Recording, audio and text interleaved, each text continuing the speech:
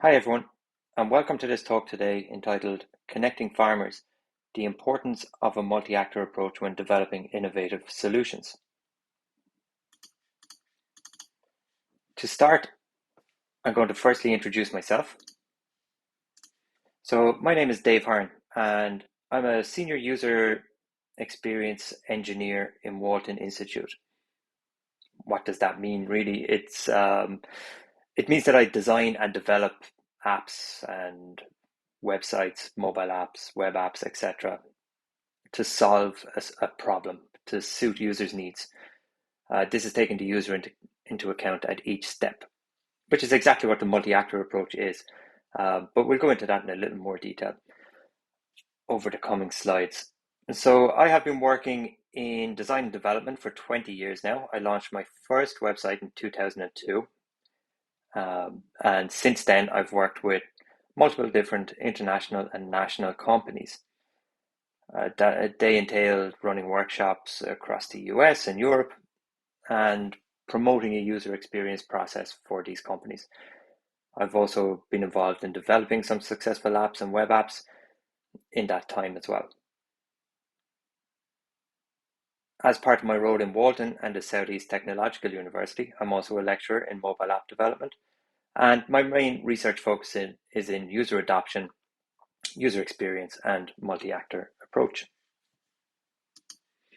But what is MAA, or the multi-actor approach?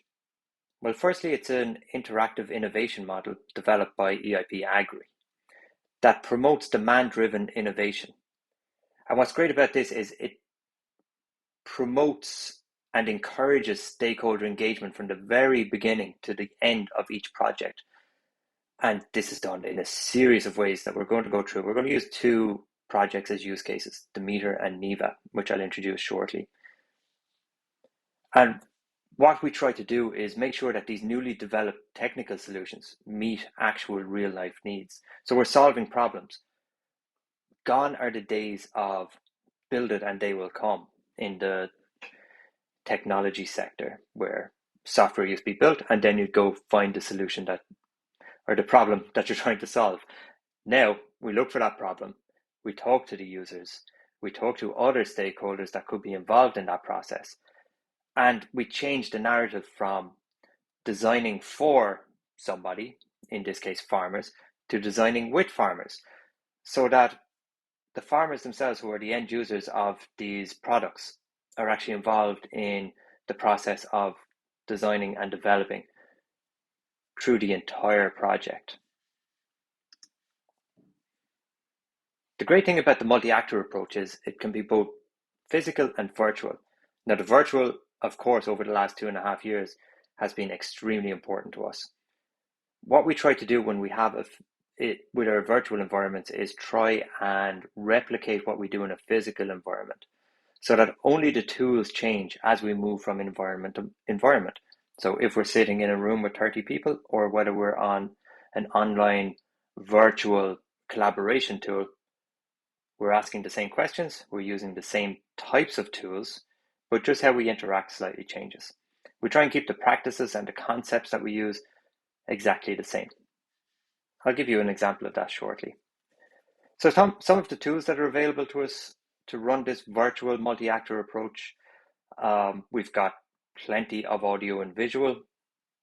I'm sure you've seen a lot of these, but my favorite would be Zoom. The main reason for that is they have the ability to create breakout rooms. And so like in a physical workshop where we might break participants into groups of 5, on Zoom, we can also create these breakout rooms where we've got teams of 5 with a facilitator in each room to assist throughout the workshop. So how might we run these workshops? There's multiple online collaboration tools. The top two being Mural and Myro. And you might actually see in Zoom recently, they've released a whiteboard. So you can have an interactive whiteboard during your Zoom session. Still doesn't have the same features as some of the ones on the screen here, but it has come a long way. My top pick, depending on the situation, is either Mural or Myro, two excellent online collaboration tools. And where do we use these tools? Firstly, we're going to look at DEMETER. So DEMETER is a Horizon 2020 project supported by the European Union. And as part of DEMETER, we're building large platforms and an ecosystem that allows farmers, software providers, technology developers, researchers to collaborate and to work on ideas together. One of these platforms is called the Stakeholders Open Collaboration Space, which we've used this human-centered design approach, as you can see on the screen here. So human-centered design comes in 3 stages. This is one of many design thinking frameworks that we use in multi-actor approach, but this I find is a really good one. And so we've got inspiration, ideation, and implementation. And in those 3 phases, we run slightly different processes. So in inspiration, really what we're trying to do is to get to know the users. So we'll have interviews, focus groups, walk and talks, and sometimes surveys. This way we really get to know who the users are, and more importantly, what problem are we trying to solve? In the eyes of the user, what are we actually doing? And through these then we move on to workshops through the ideation phase. And these workshops can be collaborative in physical or virtual, as we discussed earlier.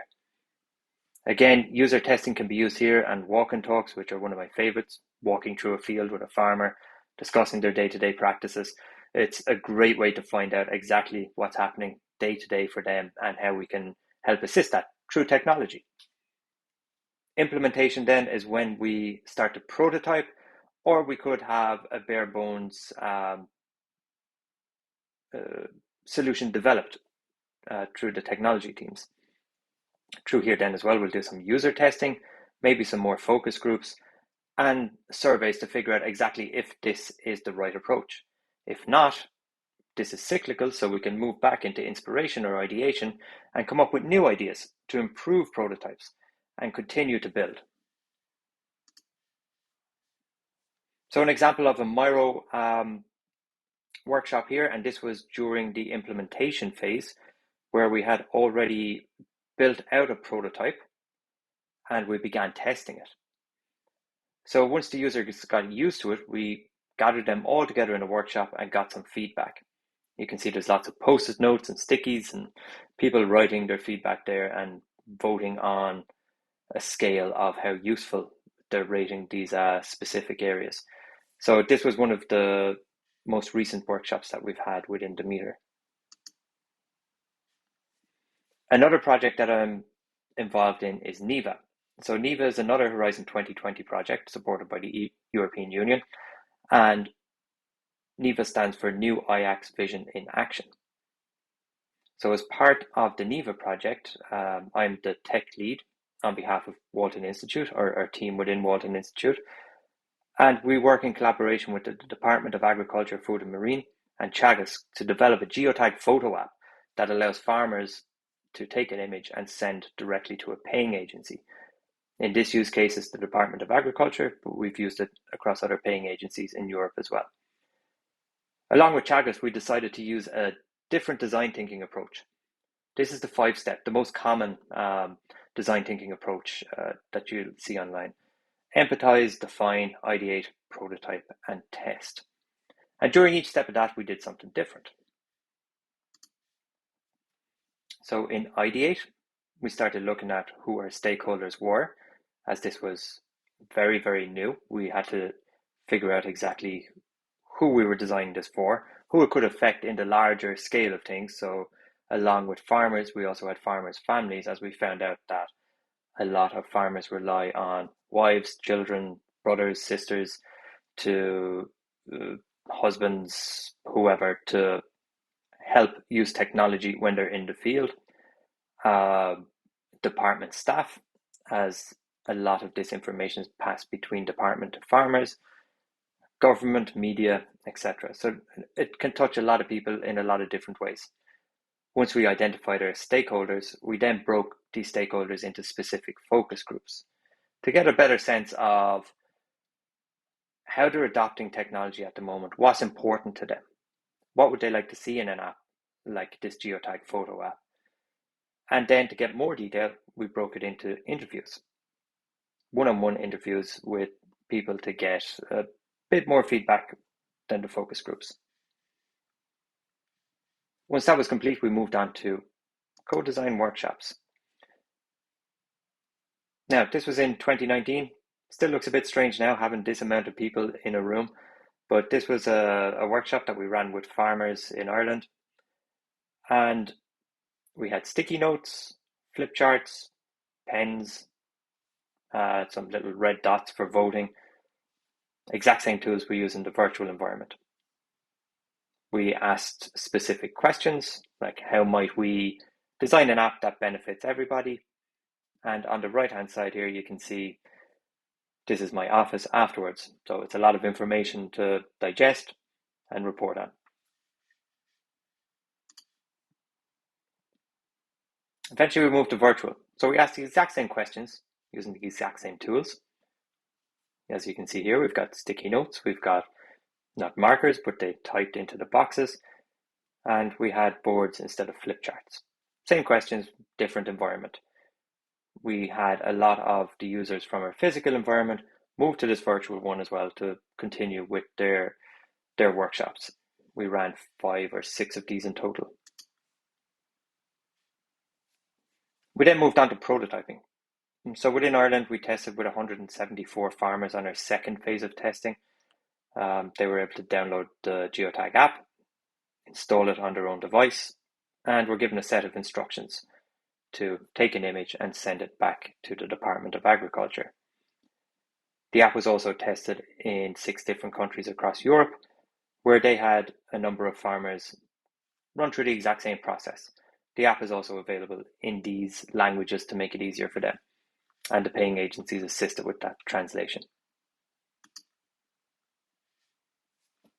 So the main benefits of this multi-actor approach, if you look at the top right-hand corner here, you can see some of the feedback from our workshops. So first, our physical workshop, you can see somebody wrote offline mode as one of their ideas on how to improve this app.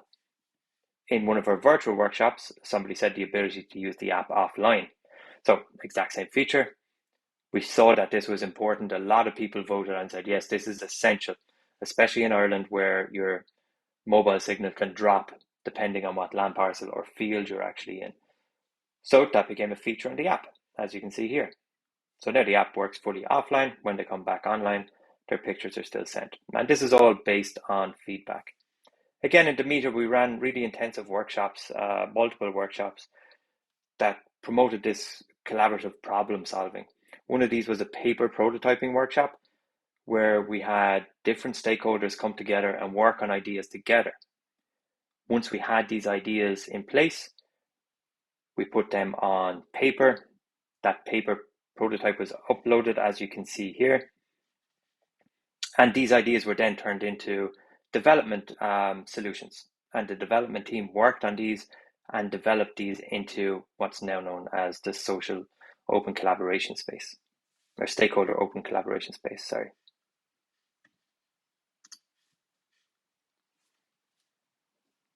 So we have some benefits of virtual multi-actor approach, I think. And this is feedback from the users, the farmers that have been involved in it so far. They feel like they have a voice. It was easy to use, a fun way to give feedback. It was straightforward, easier than face-to-face, and simple and fun.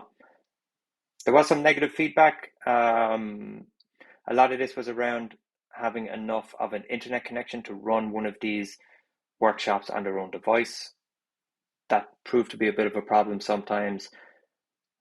People trying to log in with a mobile device, either an iPad or a phone, or a tablet or a phone.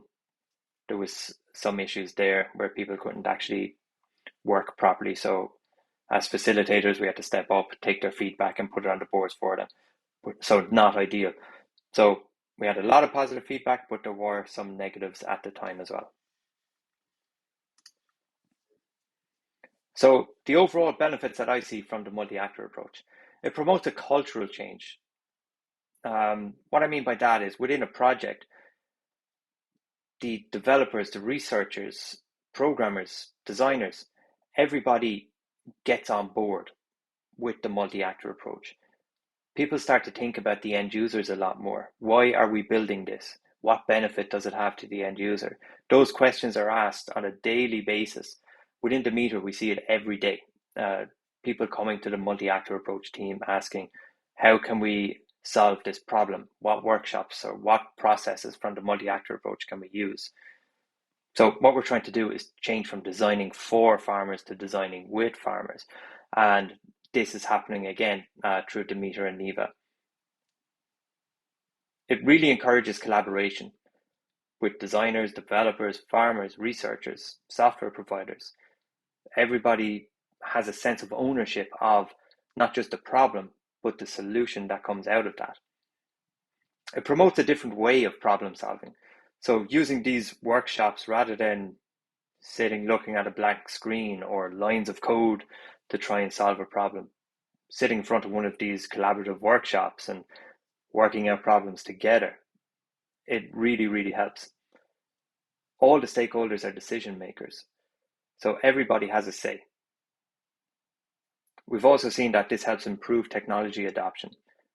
As farmers are involved in the entire process, they're giving their feedback through every single stage, and this helps promote the adoption of said technology. So thank you for your time. Virtually, I've been Dave Hearne. If you have any questions, please email me and I'll be happy to answer anything. Thank you.